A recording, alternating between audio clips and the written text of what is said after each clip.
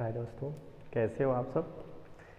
अब आगे स्टार्ट करते हैं सवालों को हल करना। अभी तक आपने पढ़ा था फार्मूला वगैरह, हमने आपको पाइथागोरस प्रमेय और साथ में आपको त्रिकोणमितीय अनुपात बताए गए थे। अब देखिए हम उस पर एक सवाल लेकर के आए हैं। एक नहीं 5-6 सवाल हम लोग हल करेंगे आज और देखेंगे इस पे कैसे कैसे सवाल पूछे जाते हैं और कैसे हल किए जाते हैं। ठीक है, अब देखिए यहाँ पे आप देख रहे हैं कॉस थीटा बराबर 4/5, तो साइन थीटा का मान ज्ञात कीजिए।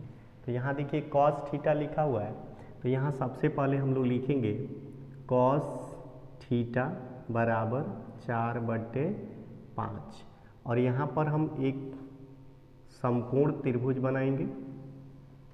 यहाँ पर देखिए थीटा लिख दीजिएगा, यहाँ ए बी सी ये समकोण त्रिभुज है, यहाँ 90 डिग्री का कोण बनता है। और आपको पहले बताया जा चुका है ये कर्ण होता है, ये लंब होता है, ये आधार होता है। अब आप ये देखिए कि यहाँ पर जो है कास थीटा आपको पता है, तो कास थीटा आपको ऑलरेडी पहले से पता है, तो इसमें आपको साइन थीटा का मान पूछा जा रहा है। तो इसमें सबसे पहले आपने चित्र बना दिया, तो आप ये बताइए कॉस थीटा का अनुपात होता है आधार बटे कर्ण से। तो आधार कितना हुआ, देखिए 4 है, अगर इसे तुलना करें तो आधार कितना हो गया 4, तो ये आपका आधार हुआ 4। कर्ण कितना है देखिए 5, तो यहाँ लिख देंगे 5। अब बच गया क्या ए बी यानी लंब, तो लंब के लिए आपको फार्मूला लगाना पड़ेगा, याद होगा आपको।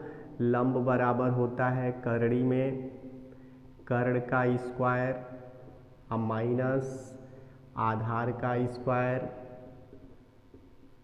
अब देखिए इसको ऐसे भी लिख सकते हैं, जैसे ए बी लंब है तो यहाँ ए बी लिख लीजिए, और कर्णी में आप देखिए कर्ण के लिए देखिए ए सी है तो यहाँ ए सी का स्क्वायर लिख लीजिए, माइनस यहाँ देखिए आधार बी सी है तो बी सी का स्क्वायर लिख लीजिए। अब क्या करना है कि इसमें मान भरना है, चूँकि हम लोग ए बी का मान निकालना है इसीलिए इसमें मान भर दीजिए। जो इसका वैल्यू दिया है ए सी कितना है 5, तो यहाँ 5 का स्क्वायर यानी कर्ण 5 है, आधार कितना है देखिए 4 यानी बी सी 4 हो गया। अब इसको वर्ग करिए, वर्ग का मतलब होता है दोस्तों क्या करना होता है 5 दूनी 10 मत कर दीजिएगा, ये गलत तरीका है। आप ऐसे करिएगा, देखिए 5 स्क्वायर का मतलब हो गया 5 गुणे 5, उसी तरह 4 स्क्वायर का मतलब हो गया 4 गुणे 4, तो इसे ऐसे होगा 5 में 25 और 4 का स्क्वायर का मतलब हो गया 4 गुणे 4 बराबर 4 चौको 16, ऐसे करना होता है। तो अब यहाँ देखिए 5 में 25 और 4 चौको 16, 25 में से 16 घटा दीजिए कितना बचा 9, और 9 का वर्गमूल निकाल दीजिए कितना बचा 3। अब ये हो गया आपका ए बी। अब जब ये आपको पता चल गया ए बी, तो 6 अनुपात होते हैं साइन कास टेन कोसेक सेक काट, तो एक तो दिया है बचे 5, तो आप कास को छोड़ करके साइन कोसेक सेक काट और टेन तीनों ज्ञात कर सकते हैं। देखिए कैसे, हम यहाँ पूरा आपको निकाल के बताते हैं। यहाँ देखिए sine theta cos theta tan theta cosec theta sec theta sine cos tan cosec sec cot, यहाँ देखिए आ गया कॉट थीटा। अब यहाँ साइन थीटा का होता है लंब बटे कर्ण, कास थीटा का होता है आधार बटे कर्ण, टेन थीटा का होता है लंब बटे आधार, कोसेक थीटा साइन का उल्टा हो जाएगा कर्ण बटे लंब, सेक थीटा कास का उल्टा हो जाएगा कर्ण बटे आधार, और काट थीटा हो जाएगा टेन का उल्टा आधार बटे लंब।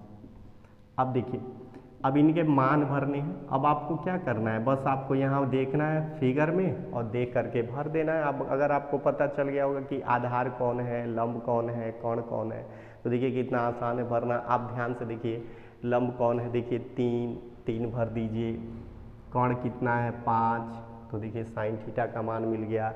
कास थीटा का निकालना है तो अब देखिए आधार कितना है 4, कर्ण कितना है देखिए 5, फिर उसी तरह देखिए टेन थीटा का मान निकालना है तो लंब बटे आधार, तो लंब देखिए 3 है 3 रख दीजिए, आधार देखिए 4 है 4 रख दीजिए।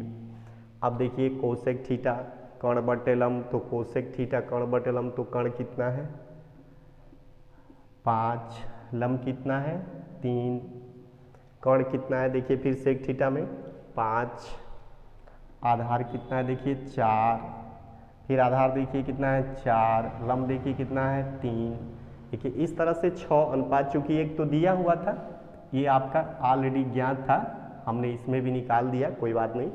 तो आप देखिए 5 अगर 6 में से अगर कोई भी एक दिया रहे तो 5 का अनुपात आप स्वतः निकाल सकते हैं।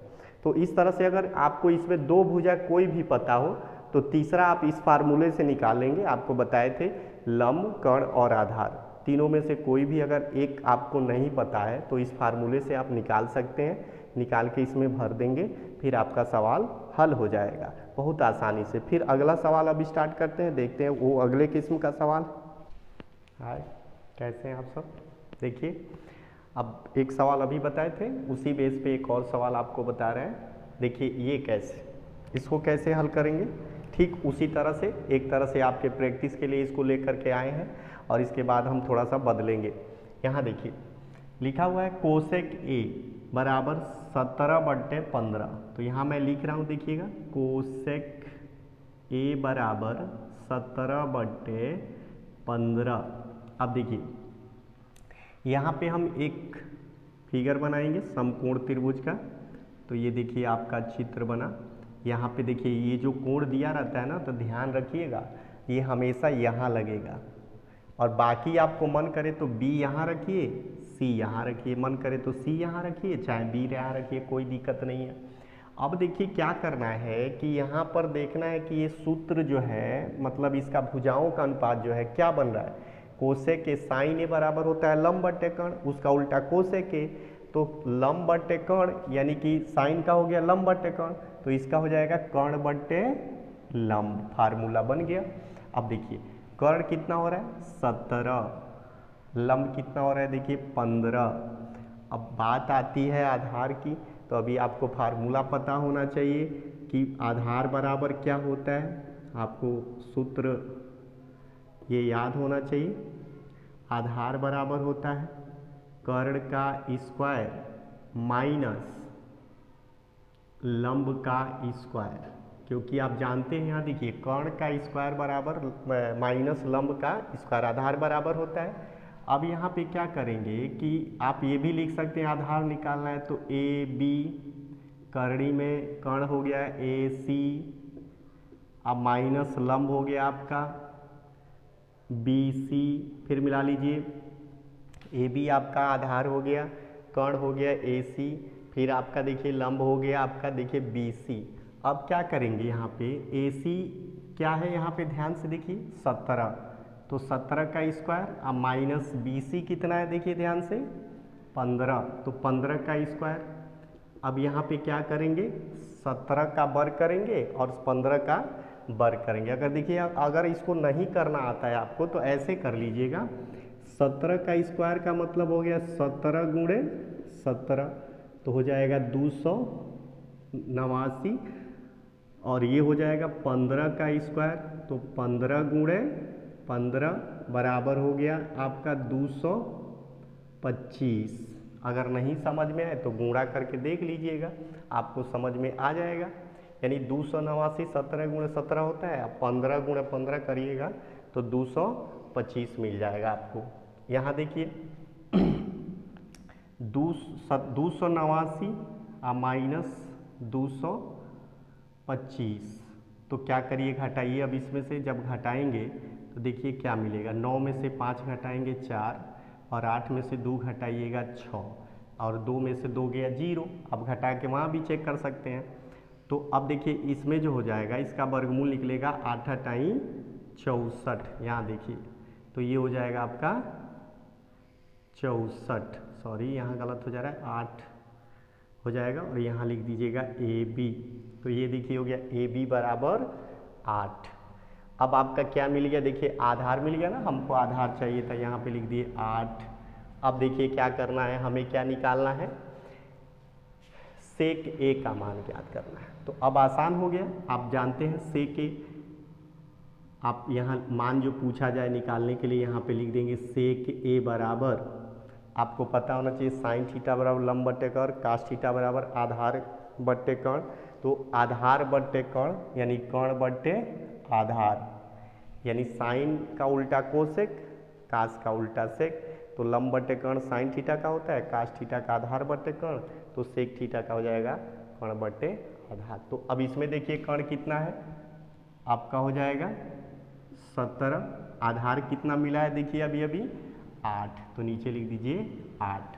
हाँ, एक चीज़ और आपको बताना चाहेंगे, देखिए कई बार ऐसा होता है कि यहाँ पे तो सेक ए दिया है और यहाँ भी आपका कोसेक ए, यानी ए कोण है, यहाँ भी ए कोण है।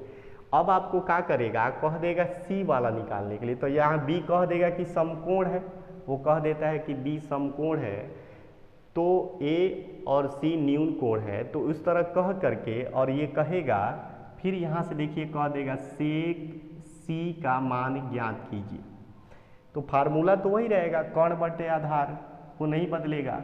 लेकिन अब देखिए जब ये कोण बदलता है ना, तो इसका लंब और आधार चेंज हो जाता है। जैसे देखिए क्या होगा, जब आपने ए लिया था तो ये लंब हो गया था और ये आधार हो गया था। अब इसको जब सी को लेंगे ना, तो जानते हैं जब सी लिया जाएगा तो ये लंब हो जाएगा और ये आधार हो जाएगा। तो अब उल्टा हो गया काम, जैसे कि यहाँ पे कोण यहाँ आया था तो ये लंब और ये आधार, कोण इसको लेंगे तो ये लंब ये आधार। अब यहाँ देखिए कर्ण क्या, कर्ण तो वही रहेगा, वो नहीं बदलेगा, लेकिन इसका आधार बदल जाएगा क्योंकि आपने से सी लिया है, तो ये हो जाएगा कर्ण बट्टे आधार। तो ये देखिए लंब हो गया, आधार आपका कितना हो जाएगा 15 हो जाएगा इसका। तो इस तरह से बदलाव हो जाते हैं। आप चाहें तो खुद हल कर सकते हैं, और भी मैं आपको सवाल दे दे रहा हूँ।